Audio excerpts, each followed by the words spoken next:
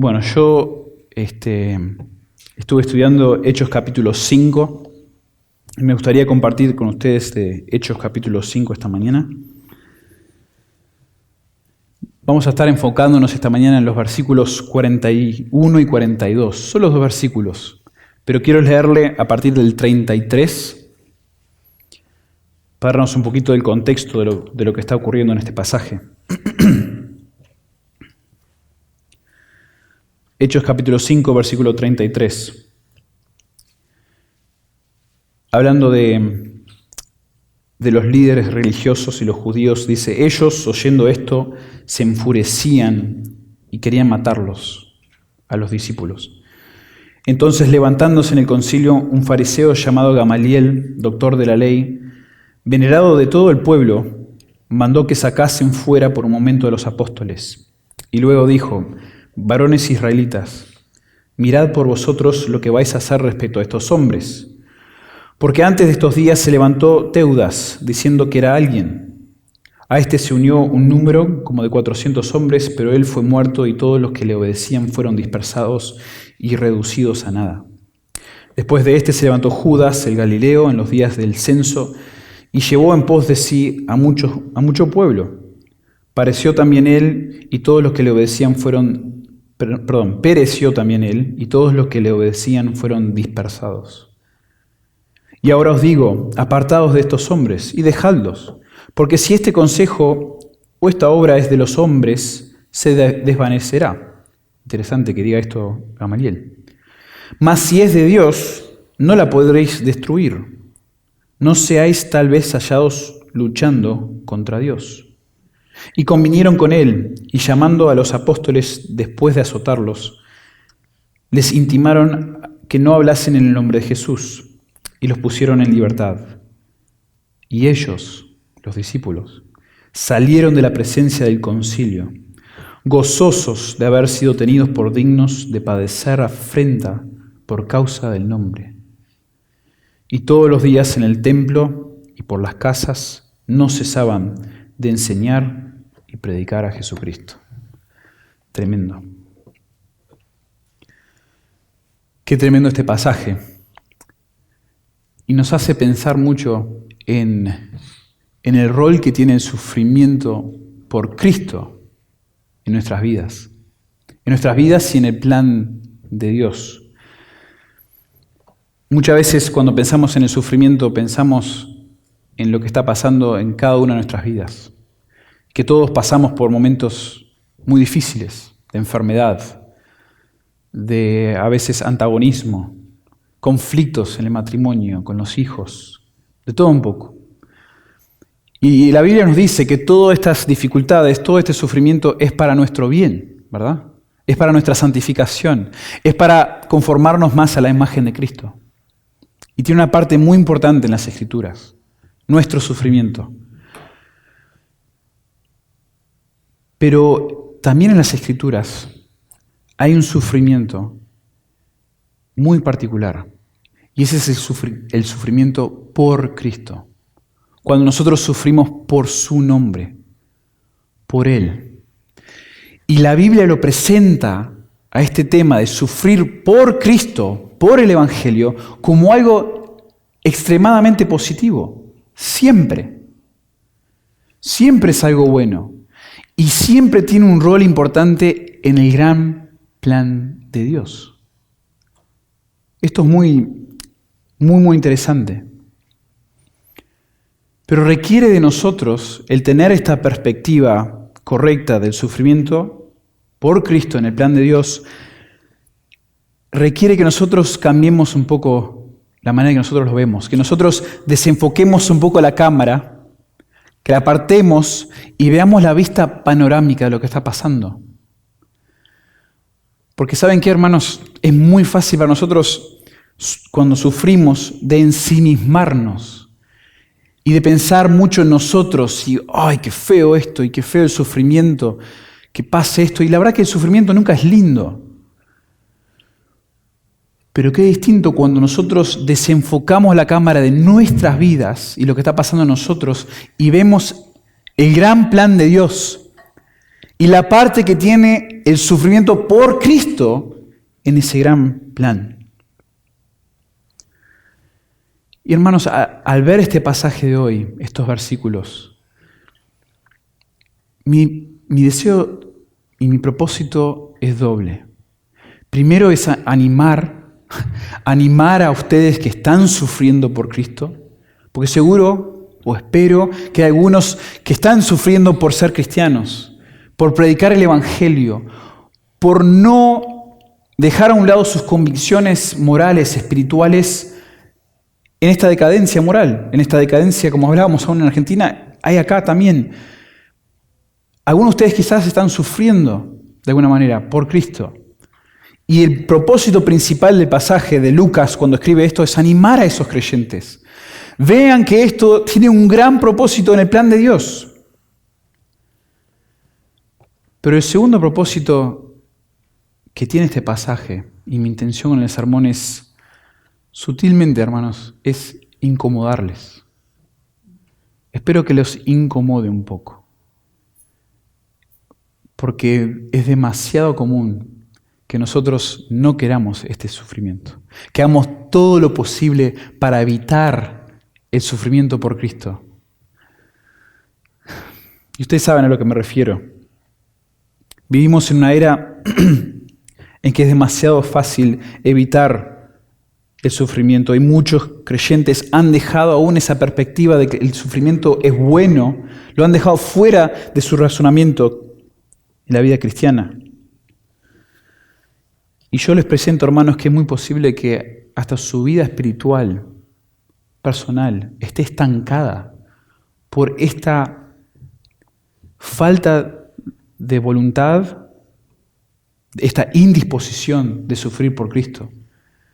Porque está demostrando que sus prioridades no están en el lugar correcto.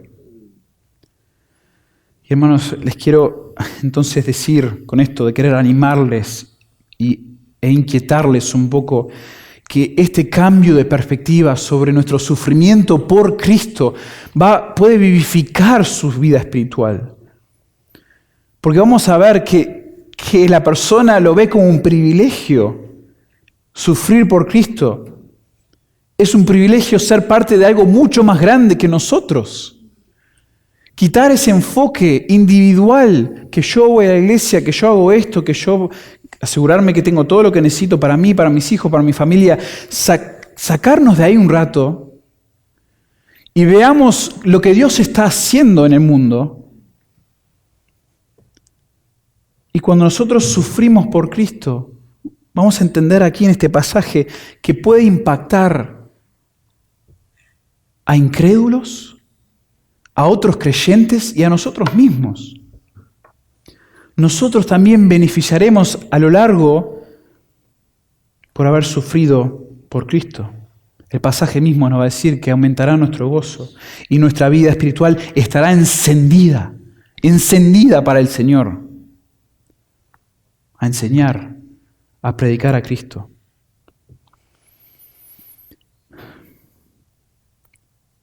El libro de Hechos tiene el propósito principal de demostrar este gran plan de salvación de Dios, que comenzó, que se cumplió en la vida, la muerte, la resurrección y la ascensión de Jesús. El gran plan de salvación comenzó, se cumplió en ese momento, pero Hechos no solamente demuestra eso, sino ahora dice que ese plan se continúa desarrollando a medida que la iglesia, llena del Espíritu, toma ese mensaje de salvación desde Jerusalén hasta los confines de la tierra. Ahí, como dice en capítulo 1, versículo 8. Para resumirlo, hay un autor, un comentarista, dice: el propósito de Hechos es convencer a Teófilo, la persona que está recibiendo el libro de Hechos, Lucas y Hechos, que nadie puede impedir la marcha victoriosa del Evangelio de Cristo. Eso es el propósito. Teófilo, quiero que sepas esto. El plan de Dios no lo interrumpe nadie, no lo frena nadie. Sea conflicto interno, sea conflicto externo por medio de la persecución, sean muertes, nada frena el avance del Evangelio y de la iglesia, nada. Teófilo. Y el pasaje de hoy, el capítulo 5, trata con el plan de Dios y su desarrollo en Jerusalén. Y la primera iglesia está sufriendo conflictos internos y externos, y Dios está utilizando esos conflictos para avanzar sus propósitos. Y brevemente, déjenme dar un resumen. Capítulo 5. Ustedes seguramente conocen, y los nenes seguro conocen esta historia también. Perdón, nenes se dice en Argentina, los niños y los jóvenes. 5, 1 al 11 es la historia de Ananías y Zafira. ¿Recuerdan? Este matrimonio que le miente a la iglesia y le mienten al Espíritu, por decirlo así, al no dar lo que estaban diciendo que habían dado a la iglesia. Entonces hay un conflicto interno en la iglesia muy severo que deja a la iglesia atemorizada. Y siguiendo ese conflicto empieza el conflicto externo de la persecución de los primeros discípulos por manos de líderes religiosos de Jerusalén. Y eso es del 5:17 al 42. Y eso nos lleva a nuestro pasaje. Y los 3 puntos que quiero compartirle esta mañana son, hablando de nuestro sufrimiento por Cristo y el plan de Dios, es la razón de sufrir por Cristo, la reacción al sufrir por Cristo y el resultado de sufrir por Cristo. ¿Sí? La razón, la reacción y el resultado. La razón, vamos a ver primeramente, del sufrimiento se podría desarrollar de esta manera. El sufrimiento del cristiano forma parte del plan imparable de Dios.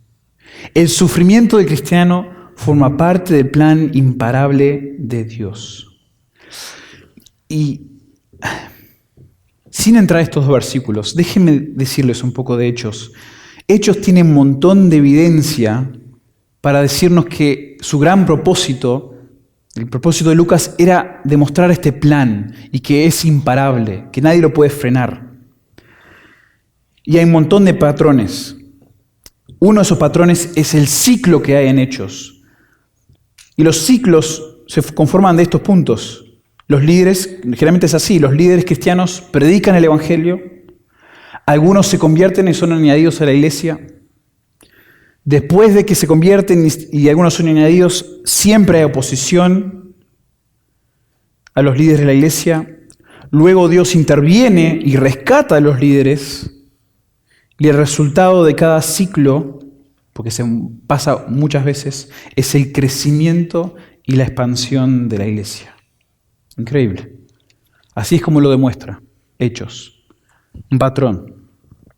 También usa palabras muy comunes que hablan del plan de Dios. Hay una palabra que se expresa muchas veces en el original y habla de que el plan de Dios es preconcebido, es predicho, es predestinado por medio de la elección de Dios. Y es increíble ver el contraste entre el plan de otros hombres y lo que Dios tiene planeado detrás de ese plan. Herodes, nos dice Hechos, Herodes propuso sacar a Pablo después de la Pascua para matarlo. Herodes tenía el plan de matar a Herodes, pero Dios tenía otro plan. Dios interfirió y no lo permitió. De hecho, Dios mata a Herodes. Dios lo mata para que no pueda matar a Pablo. Y en nuestro pasaje de hoy, en el capítulo 5, esta misma palabra se usa 2 veces. El deseo o la voluntad de los líderes judíos era matar a los discípulos, pero es contrarrestado por el deseo y la voluntad de Dios, que no puede ser destruida o vencida, como dijo Gamaliel. Hay otras palabras, hay expresiones como es necesario que ocurra esto y lo otro en el plan de Dios. Pedro y Juan dice, es necesario obedecer a Dios antes que a los hombres. Bueno, le estoy mostrando todos estos patrones, y hay más, aún en cuanto al avance de la palabra, para decirle que justo nuestro pasaje tiene todos estos patrones están en el contexto de nuestro pasaje. La iglesia y la palabra de Dios siempre avanza cuando hay conflictos internos y externos. Fíjense, aún nosotros estamos en el 5, 41 y 42 y estamos en el medio de un conflicto externo. Luego en el capítulo 6 hay un conflicto interno en la iglesia donde la primera iglesia tiene el problema de que hay personas, hay huérfanos y hay viudas desatendidas. Y eso es un conflicto interno en la iglesia. ¿Y qué hacen los líderes? No lo ignoran. Dicen, esta gente, el Señor va a proveer, no se preocupen. No. Resuelven ese conflicto interno. Y en el versículo 7 del capítulo 6 dice que la palabra crece y el número de discípulos se multiplica. Después de cada conflicto o de un grupo de conflictos, se expresa que la palabra, que la iglesia crece y se multiplica. El sufrimiento tuvo un rol importante en el crecimiento de la palabra y de la iglesia. Hasta el punto, dice en el versículo 7, que algunos sacerdotes obedecieron la fe. Los mismos sacerdotes que estaban en contra de la iglesia, de los discípulos, algunos se convirtieron. Así avanza el Evangelio, la palabra. Hermanos, y sé que este punto se los expliqué con el contexto y fue un poquito yendo aquí para allá, pero creo que es importante destacarlo, de que el sufrimiento por Cristo es parte del plan de Dios. Nuestro sufrimiento de cada uno de nosotros es parte del plan que Dios tiene para avanzar su evangelio.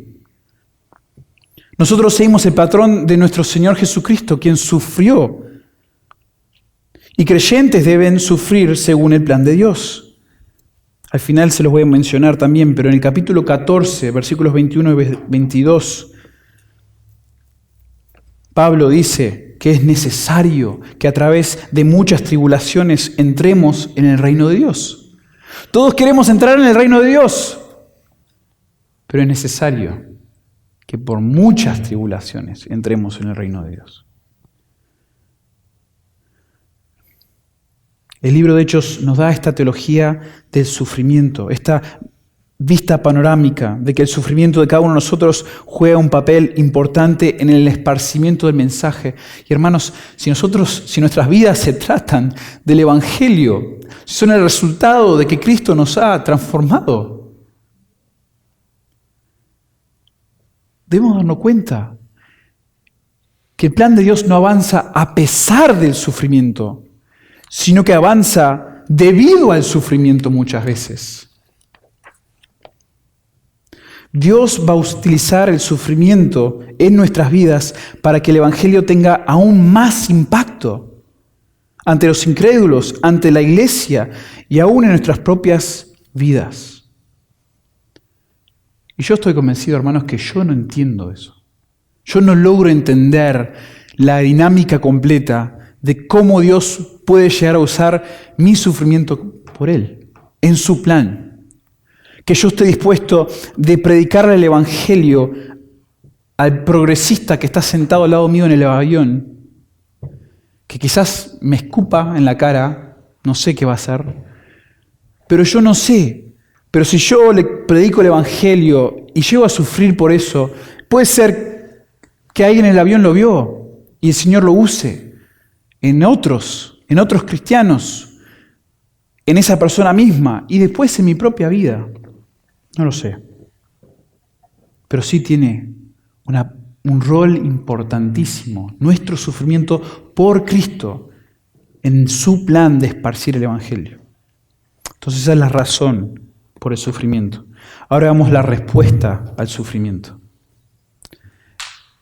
El gozo es la respuesta supernatural del cristiano al sufrimiento por Cristo. El gozo es la respuesta supernatural del cristiano al sufrimiento por Cristo. Y esto sí es increíble en el versículo 41. La respuesta de los creyentes esos primeros discípulos, al sufrimiento que acaban de experimentar.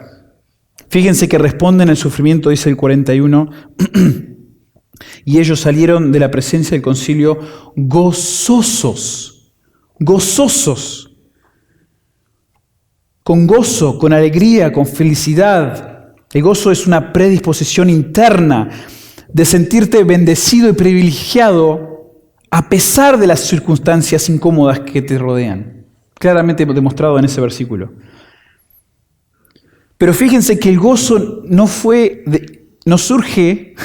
en un vacío, como que bueno, yo debería tener gozo en este momento. Acabo de sufrir por Cristo y debería sentir gozo. Los discípulos responden con gozo. ¿Por qué? Porque fueron tenidos por dignos de padecer afrenta por su nombre. Y déjenme desmenuzar un poco ese versículo, porque realmente es increíble lo que está pasando allí. Primero, que ellos hayan tenido gozo al experimentar esto es algo realmente maravilloso. En Hechos, generalmente la respuesta del gozo es al escuchar el Evangelio, la palabra de Dios, es escuchar mensajes de los apóstoles. El eunuco responde con gozo al escuchar el Evangelio, capítulo 8, 39. Bernabé responde con gozo al ver la gracia de Dios en Antioquía, 11, 23. Los gentiles responden con gozo cuando saben que ellos también pueden tener la vida eterna. Pero este pasaje dice que ellos experimentan gozo al sufrir por el nombre de Cristo. Gozo porque habían sufrido. ¿Qué? Gozo por el sufrimiento. Esta siguiente palabra, tenidos por dignos o considerados dignos, solo hay 4 usos en todo el Nuevo Testamento, 3 veces en Hechos, 1 vez en 2 Tesalonicenses. Y todos los casos hablan de que los creyentes son considerados dignos de participar en la obra o reino de Dios. Pero generalmente es hermoso ser considerado digno del resultado o del beneficio de servir al Señor. Queriendo ser considerado digno de heredar la vida eterna, la recompensa del Señor. Pero en nuestro pasaje los discípulos responden con gozo porque Dios los consideró dignos de padecer por Él. Imagínense eso, hermanos. Yo quiero que el Señor un día cuando esté frente a Él me considere digno de la recompensa que me está por dar. Pero hoy me estoy gozando porque el Señor me considera digno de sufrir, del sufrimiento mismo. Es algo radical, una ambición radical que tienen los discípulos. ¿Por qué les apelaba a tal dignidad? Obvio que todos deseamos el galardón de nuestro servicio al Señor, pero desear ese sufrimiento mismo.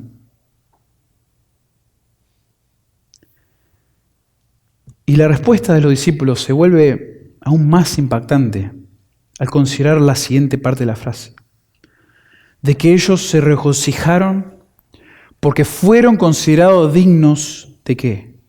De padecer afrenta. De padecer afrenta.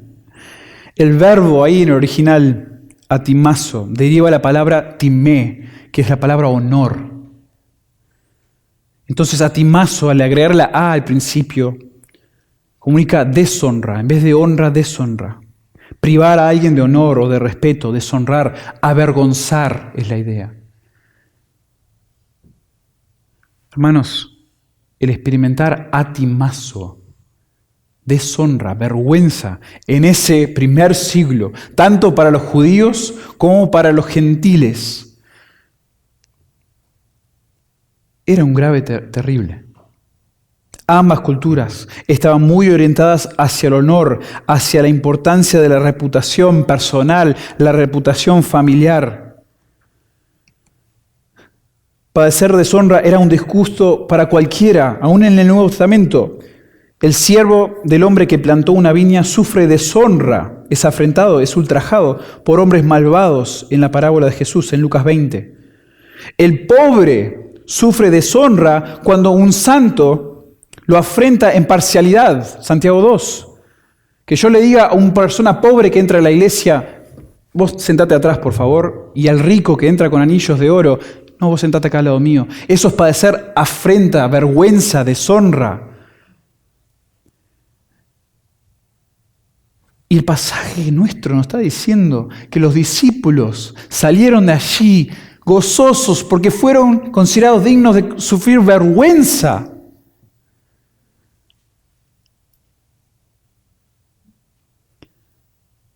Los discípulos en Hechos 5 no solo estaban dispuestos, sino que se gozaron al padecer vergüenza y deshonra a los ojos de los judíos y el resto del mundo.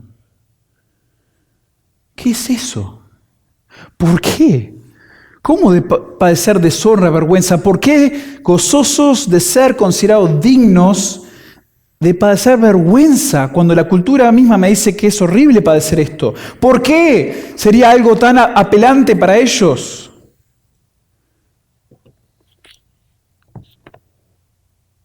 Por causa de su nombre. Por causa, del nombre. Por causa del nombre. Obviamente el nombre se refiere a Jesús, el nombre de Jesús. En Hechos hay un gran énfasis en el nombre de las personas. 60 veces se usa la palabra nombre, pero este es el único versículo que no lo menciona, o se lo menciona sin mención directa a Cristo o implicada por pronombre posesivo. No dice el nombre de Cristo, el nombre de Jesús o su nombre.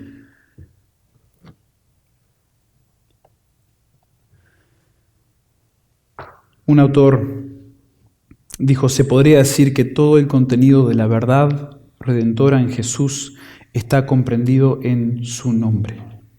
Hechos 4:12 dice, en ningún otro hay salvación, porque no hay otro nombre bajo el cielo dado a los hombres en que podamos ser salvos. Vean esto en contexto, hermanos. Los líderes judíos, el concilio, azotó a los discípulos para hacerles sufrir vergüenza y deshonra. Los azotaron allí enfrente de las personas. Pero ellos salieron de allí regocijándose porque fueron hallados dignos de sufrir deshonra, que su nombre sufra por el nombre que es el único que vale la pena. No les importaba su nombre, porque les importaba demasiado el nombre de Jesucristo, del Señor, quien les redimió, quien ahora es su identidad, y es el único nombre que importa, es su nombre. Ya mi nombre, que lo pisoteen, que sufre vergüenza, que hagan lo que quieran. Porque hay un solo nombre por el cual yo vivo. Se gozaron cuando sus nombres sufrieron vergüenza, porque sus nombres ya no importaban, solo importaba el nombre de Cristo.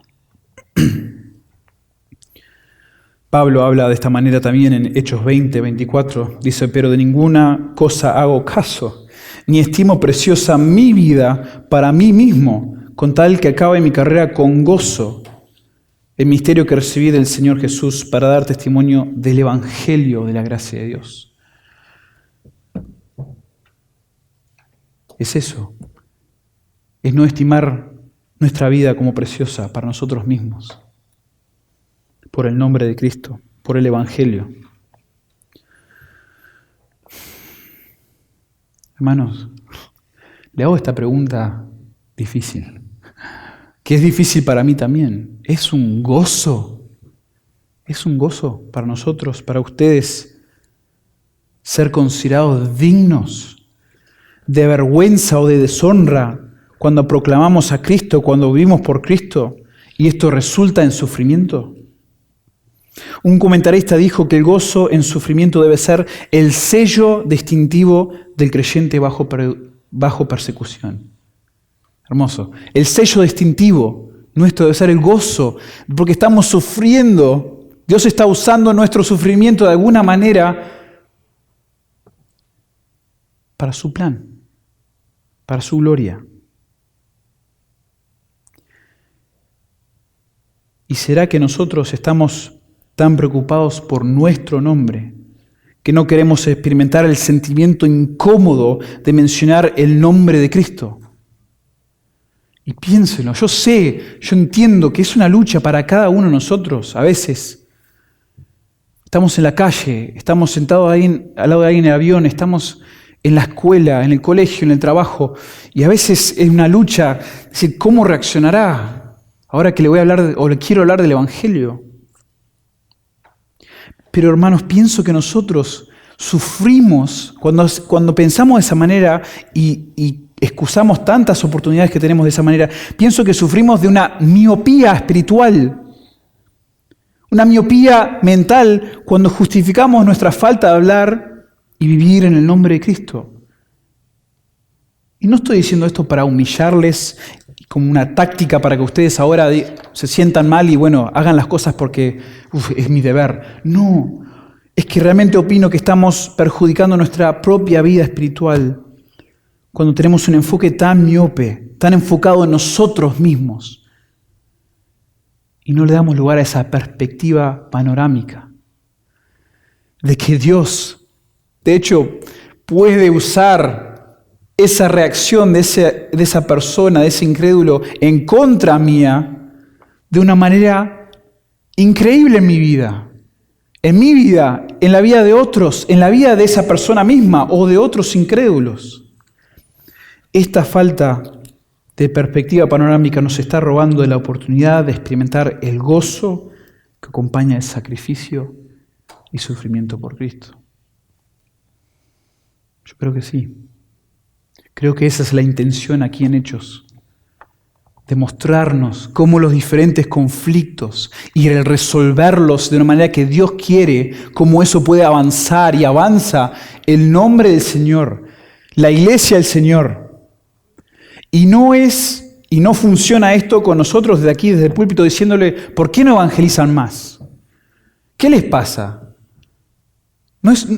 A veces necesitamos exhortación, pero la exhortación viene de parte del Señor con un pasaje como este, demostrándonos que quizás no estamos entendiendo el enfoque panorámico. Y quizás estamos muy enfocados acá, ensimismados, pensando mucho en nosotros y en nuestro sufrimiento. Pero saben, y la idea es la opuesta. Debemos dar vuelta a eso y darnos cuenta que vamos a experimentar gozo inigualable si el Señor nos permite sufrir por Él. ¿Por qué? Porque quizás el Señor lo use para avanzar, o seguramente el Señor lo va a usar para avanzar su evangelio, su nombre, que es más importante que mi nombre. Entonces la razón por el sufrimiento, la reacción o la respuesta al sufrimiento y ahora el resultado. Resultado del sufrimiento. La proclamación del Evangelio es el resultado de una respuesta gozosa al sufrimiento. El resultado de esta perspectiva gozosa del sufrimiento por Cristo fue y es una pasión más exuberante, más eufórica por la enseñanza y predicación del Evangelio. En el capítulo 4, los líderes religiosos pobres, yo creo que se cansaron de prohibirles a los discípulos que prediquen el Evangelio. Ya. Los soltamos, pero no pueden hablar más del Evangelio. Capítulo 4, versículo 8. El concilio le prohíbe la enseñanza del nombre de Jesús a los discípulos. Pedro y Juan, de una manera muy honesta, transparente, dicen, no pueden obedecer a los hombres antes que a Dios, así que no dejarán de hablar lo que han oído y visto. Capítulo 4, versículo 20. El resultado es que el sumo sacerdote y los saduceos encarcelan a los discípulos, pero quienes son prontamente liberados por un ángel para hablar el mensaje de vida y enseñar en el templo, capítulo 5, versículo 21. Y esto ocurre de nuevo. De nuevo los sacerdotes interrogan a los discípulos y los discípulos responden de la misma manera a esa prohibición de enseñar. Capítulo 5, versículo 28, 29. Y luego de ser perseguidos, interrogados, prohibidos, y ahora en el 41 azotados, dice el texto que no cesaban de enseñar y predicar a Jesucristo. Fíjense el versículo 42. Y todos los días en el templo y por las casas no cesaban de enseñar y predicar a Jesucristo. O sea, en todo tiempo, en todo lugar, predicaban al Señor. El sufrimiento instiga a los discípulos a enseñar constantemente y en todo lugar. Ellos enseñaron más después de la persecución que antes. Ahora déjenme darle unas notas interesantes de estos dos verbos, aquí estas dos palabras, enseñar y predicar. La palabra enseñar se viene usando muchas veces hasta el capítulo 5 y después no se usa hasta el capítulo 11, versículo 26. Cuando Pablo y Bernabé enseñan en Antioquía y los discípulos son llamados cristianos por primera vez. Y luego el libro de Hechos culmina con la declaración de que Pablo predicaba el reino de Dios y enseñaba acerca del Señor Jesucristo abiertamente y sin impedimento. Increíble. Qué declaración maravillosa para terminar un libro. Y seguían predicando. Y la palabra del Señor avanzaba por medio de la enseñanza, por medio de la predicación, sin impedimento. Abiertamente. El plan de Dios. No lo frena nadie. La palabra de Dios iba a avanzar. La enseñanza del Evangelio de Cristo y de la Biblia no pueden ser frenadas. Hermanos, es un placer ser parte, formar parte de este plan imparable de Dios. De que la palabra se siga enseñando. Y la segunda palabra allí, predicar. El primer uso que tenemos esa palabra en Hechos es ahí en el 5:42. Es la plataforma para la predicación de Jesucristo en todas partes del mundo, porque pronto en el 8 se empieza a esparcir el Evangelio y esa palabra se usa para anunciar el Evangelio en un montón de lugares geográficos. Dice el capítulo 8, versículo 4, que el Evangelio se predicaba por todas partes. A los samaritanos, a las ciudades de Azoto, a Cesarea, capítulo 8, 40, Antioquía, Listra, Derbe, Macedonia, capítulo 16, 10, Atenas.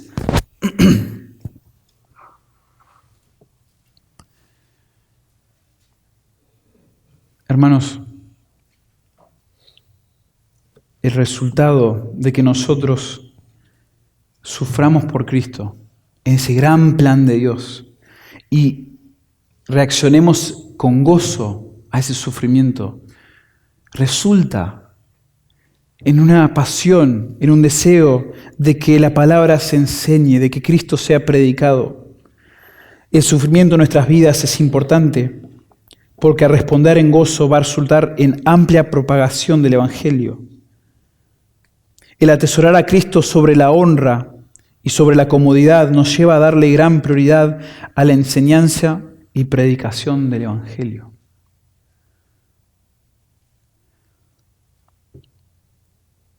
Este atesorar a Cristo y esta disposición de sufrir por su nombre y de que mi nombre ya no importa y su nombre es el que exalto y estoy dispuesto hasta a sufrir por él, reforma nuestras prioridades para proclamar el Evangelio. Nuestros tiempos, nuestros recursos, nuestras conversaciones se forman alrededor de esa prioridad de Cristo. Y también reforma las prioridades de la iglesia. Empiezan a apoyar al pastor, quien predica a Cristo, quien enseña la palabra. Empiezan a apoyar a misioneros, quienes se dedican a predicar a Cristo y enseñar la palabra.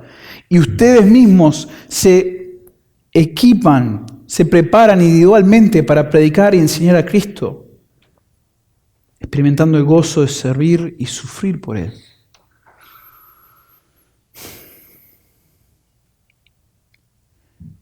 Esto es algo, hermanos, que parece muy radical, parece sobrenatural. Como que ¿quiénes son estos creyentes y dónde están? A veces. Solo son esos misioneros que conocemos de la historia, allí que hacían cosas y dejaban vidas y todo por el Señor, y todo en Cristo, y todo confiaban en el Señor. Hermanos, para el bien de su propia vida espiritual, ustedes deberían estar dispuestos a sufrir por Cristo y vean cómo el Señor lo usa. Y no al ustedes ahora sentarse y decir, ¿por qué no soy así? No, quiten las mentes de sí mismos y piensen más en Dios. ¿Quién es Él? Y su plan global, lo que está haciendo, su iglesia, cómo Él avanza, sus promesas. Miren eso. Y de allí ustedes son transformados, enfocados en el nombre de Cristo, en el nombre de aquel que murió por ustedes. Para allí, ahora sí, con gozo, proclamarle, con gozo responder al sufrimiento. Nuestro sufrimiento por Cristo solo tiene sentido porque Él primero sufrió por nosotros. Y su sufrimiento también fue gran parte del plan de Dios. Capítulo 2, versículos 23 y 24 de Hechos. Pedro les dice, varones israelitas, escuchad estas palabras. Jesús el Nazareno, varón confirmado por Dios entre vosotros con milagros, prodigios y señales, que Dios hizo en medio vuestro a través de Él, tal como vosotros mismos sabéis, a este, entregado por el plan predeterminado y el previo conocimiento de Dios, clavasteis en una cruz por manos de impíos y le matasteis. Fue parte del gran plan de Dios que Él muriera en una cruz, que hombres impíos lo clavasen en una cruz. Por el pecado de cada uno de nosotros, Cristo fue clavado en esa cruz. Y en esa cruz clavó el acta que contenía la deuda de nuestros pecados, Colosenses 2:14. A vosotros, estando muertos en pecados y en la circuncisión de vuestra carne, os dio vida juntamente con Él, perdonándoos todos los pecados, anulando el acta de los decretos que había contra nosotros, que nos era contraria, quitándola de en medio y clavándola en una cruz. Fue parte del gran plan de Dios que Jesús muera por nosotros. Y nosotros, ahora que vivimos para su nombre y no el nuestro, consideremos el gozo de participar en el plan de Dios mediante el sufrimiento por Él. Jesús dijo, si alguno quiere venir en pos de mí, niegue a sí mismo, tome su cruz cada día y sígame. Seguimos en los pasos de Cristo. Y como leímos en el capítulo 14 de Hechos, versículo 20, hermanos, para nosotros es necesario, para nosotros que somos creyentes, para los incrédulos es obvio que necesitan ustedes entender lo que Cristo hizo en la cruz. Fue parte del plan de Dios que Él cuelgue en una cruz, que hombres malvados lo tomen y lo sacrifiquen en una cruz para darnos perdón de pecados a nosotros. Ese fue parte del gran plan de Dios. Pero también ahora nosotros, parte de la iglesia, parte del plan de Dios es que nosotros también padezcamos como Él padeció. Suframos de alguna manera. Y para cada uno quizás se vea distinto, pero sí debemos estar dispuestos a sufrir, porque es necesario que a través de muchas tribulaciones entremos en el reino de Dios. Que el Señor nos ayude en esto, hermanos. Que el Señor use nuestro sufrimiento y que lo veamos de la manera que se nos presenta aquí y salgamos gozosos de que si el Señor nos considera dignos de padecer por Él, de que nuestro nombre sufra por el nombre de Cristo, que así sea, sabiendo que de esa manera Dios avanza aún más su evangelio, su iglesia. Señor lo bendiga. Padre, gracias por este tiempo en tu palabra. Señor, no entendemos por qué nos consideraste para ser tus hijos, siendo nosotros pecadores, perdidos, rebeldes, enemigos de Dios. Tú nos uniste a Cristo en su sacrificio y nos diste una nueva identidad. Hoy estamos en Él y eso quiere decir que nuestra vida está juntamente con Él y estamos unidos a su identidad y por eso hoy tenemos vida eterna. Por eso hoy tenemos esperanza, por eso hoy tenemos la bendición de ser tus hijos y que el mundo no nos pueda arrasar, que Satanás no nos pueda destruir, que el infierno no nos pueda consumir. Esa es nuestra identidad, Señor, y lo sabemos en teoría. Pero Padre, ayúdanos hoy a no vivir como si nuestra identidad personal estuviera separada de Cristo cuando consideramos la proclamación del Evangelio, cuando consideramos que no queremos sufrir. Padre, tú entiendes que el sufrimiento es difícil. El Señor Jesucristo padeció, sufrió y no lo deseó muchas veces. Pero Padre, ayúdanos a tener la perspectiva panorámica de tu plan, de cómo tú estás obrando y cómo nuestro sufrimiento tú lo usas para avanzar tu evangelio, tu iglesia. Así que ayúdanos hoy, Señor, a arrepentirnos de nuestro egoísmo, de nuestra tendencia de enfocarnos en nosotros y lo que ocurre a nuestro nombre, a nuestra reputación. Ayúdanos a preocuparnos solamente, primordialmente en el nombre y la reputación de Cristo, sea cual sea el resultado. Gracias, Señor, por la paciencia que nos tienes. Gracias por la manera que obras en nosotros, Señor, por medio de tu palabra. Y hoy ruego que nos santifiques, Señor, que cambies nuestra manera de pensar con lo que aprendimos en este pasaje. En el nombre de Jesús oramos. Amén.